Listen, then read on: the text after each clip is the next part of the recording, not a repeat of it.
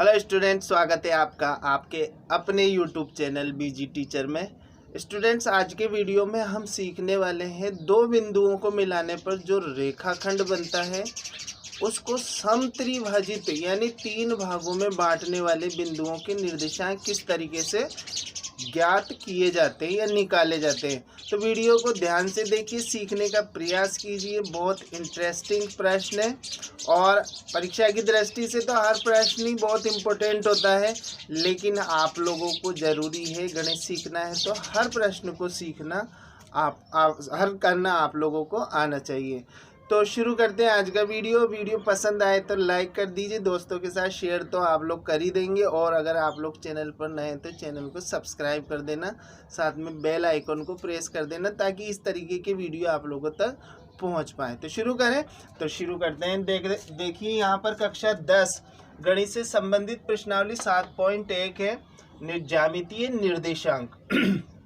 तो उसमें जो 7.2 प्रश्नावली है उसमें आप लोगों को प्रश्न नंबर 2 दिया गया है। उसमें आप लोगों को से पूछा गया है कि बिंदु 4, -1 और -2, -3 को जोड़ने वाले रेखाखंड को समत्रिभाजित करने वाले बिंदुओं के निर्देशांक ज्ञात कीजिए। देखो यहाँ पर हम बना लेते हैं, दो बिंदु बना लेते हैं। ये दो बिंदु हो गए, ठीक है।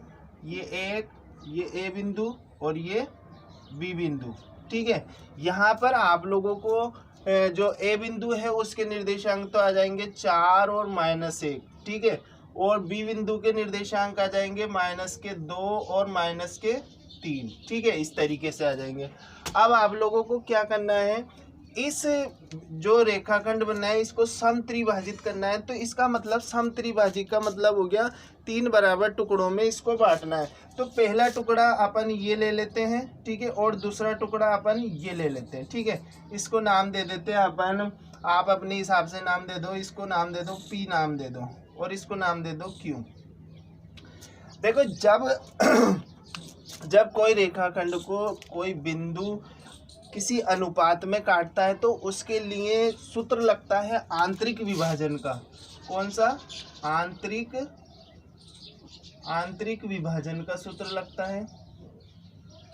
और आंतरिक विभाजित कर रेखाखंड को आंतरिक विभाजित करने वाले बिंदुओं के जो निर्देशांक होते हैं वो इन सूत्रों के द्वारा निकाले जाते हैं। x बराबर m1 x2 plus m2 x1 upon m1 plus m2, और y के निकाले जाते हैं m1 y2 plus m2 y1 upon m1 plus m2। इस तरीके से इसके सूत्र ये इसका सूत्र है और इसके निर्देशांक इस सूत्र में रखकर हम निकालेंगे। तो देखो सबसे पहले तो बात ये है कि ये जो हमने डिवाइडेशन किया है ए बी रेखाखंड का, ये 3 भागों में हो गया। तो एक एक करके ये 3 भागों बराबर के भाग हो गए, ठीक है। अब हमें P बिंदु के निर्देशांक ज्ञात करने। जिस भी बिंदु के आप लोगों को, चाहे से P चाहे से Q, किसी भी बिंदु के निर्देशांक आप लोगों को ज्ञात करना है तो उसको हम मान लेंगे x y। क्या मान लेंगे? x और y मान लेंगे, यानी कि ये x और ये y मान लिया। अब इस बिंदु के निर्देशांक ज्ञात करने, तो यहाँ पर देखो हमारे पास ये a बिंदु a और P के निर्देशांक ज्ञात करने, तो ये हो गया हमारे पास x1 y1, ठीक है।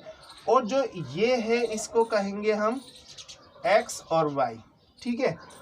और जो B बिंदु है इसके निर्देशांक हो जाएंगे x2 और y2, ठीक है। अभी हम Q पर बात नहीं कर रहे, हम केवल P पर बात कर रहे हैं, इसलिए आप लोगों को Q को भूल जाना है। ये P बिंदु ए बी रेखाखंड को अब किस अनुपात में काट रहा है? देखो एक हिस्सा तो इधर आ रहा है और ये PB के बीच का हिस्सा इधर आ रहा है, तो ये हो गया 1:2, ठीक है।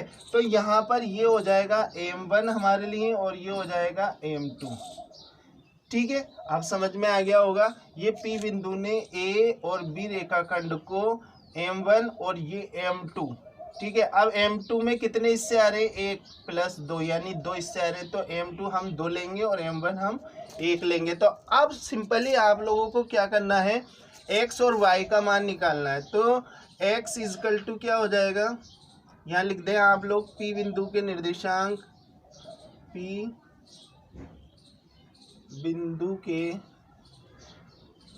निर्देशांक, P बिंदु के निर्देशांक, ठीक है। P बिंदु के निर्देशांक लिख दिए यहाँ पर। अब x इजकल टू क्या आ गया हमारे पास, x इजकल टू आ गया हमारे पास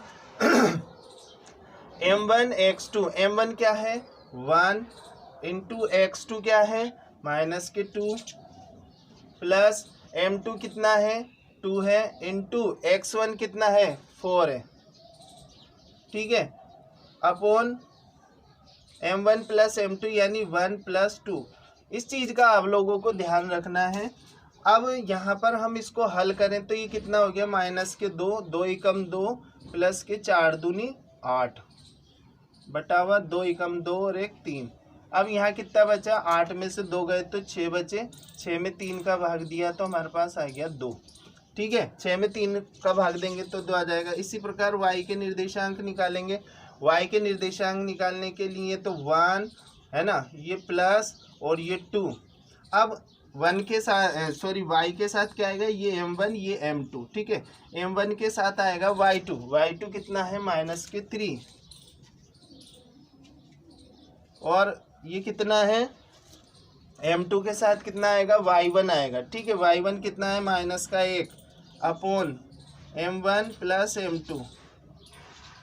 अब यहाँ करेंगे इसको तो 3 एकम 3 हो गया ये, ठीक है, प्लस अब देखो यहाँ पर एक चीज़ ध्यान रखनी है, ये प्लस का और ये माइनस का चिन्ह गुणा होएगा तो ये काय का चिन्ह बन जाएगा, माइनस का बन जाएगा। तो 2 एकम 2 हो जाएंगे यहाँ पर और हमारा आ जाएगा 3 यानी कि -5/3। तो एक जो बिंदु है P, इसके निर्देशांक हो गए 2 और -5/3, ठीक है।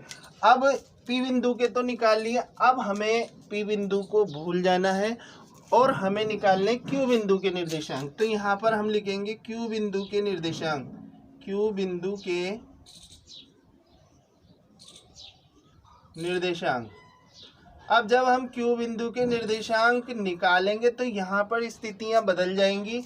आप लोगों के लिए x1 y1 है ना और x2 y2 तो सेम रहेगा, लेकिन जो ये अनुपात है ये चेंज होने वाला है दोस्तों यहाँ पर। अब देखो यहाँ क्यों चेंज होगा, अब हमने पहले P लिया था तो 1 और इधर की साइड आए थे 2 टुकड़े आए थे तो इसको 2 लिया था हमने।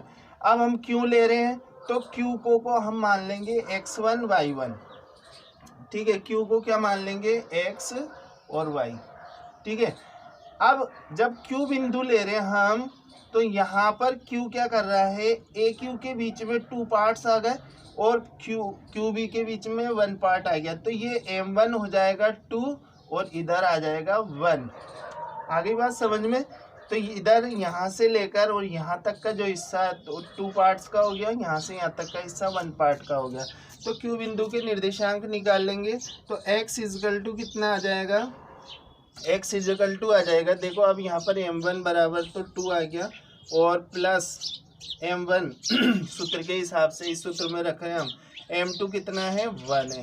तो अब m2 के साथ m1 के साथ कितना है x2 है -2। थोड़ा ध्यान से करना है आप लोग। m1 x2 plus m2 x1 कितना है 4 है अपॉन ये कितना हो गया 2 प्लस 1 हो गया अब की बार। तो ये कितना हो गया -4 प्लस 4 बटावा 4 एकम 4 और ये हो गया देखो 4 में से 4 गए तो 0, 0 में 3 का भाग दिया तो 0 आ गया, ठीक है। इसी प्रकार y के मान निकालेंगे m1 इंटू y2, y के साथ y के निर्देशांक में y का निर्देशांक लेंगे, y2 कितना हो गया -3 प्लस m2 यानी 1 इंटू m2 y1 यानी कि -1 अपॉन 2 प्लस 1। तो ये कितना हो गया देखो m2 y2 हो गया -3 और y1 हो गया -1, ठीक है। इस तरीके से अब इसको मल्टीप्लाई करेंगे तो ये हो गया 3 दूनी 6 -1 बटावा 3। यानी कि माइनस के 7/3।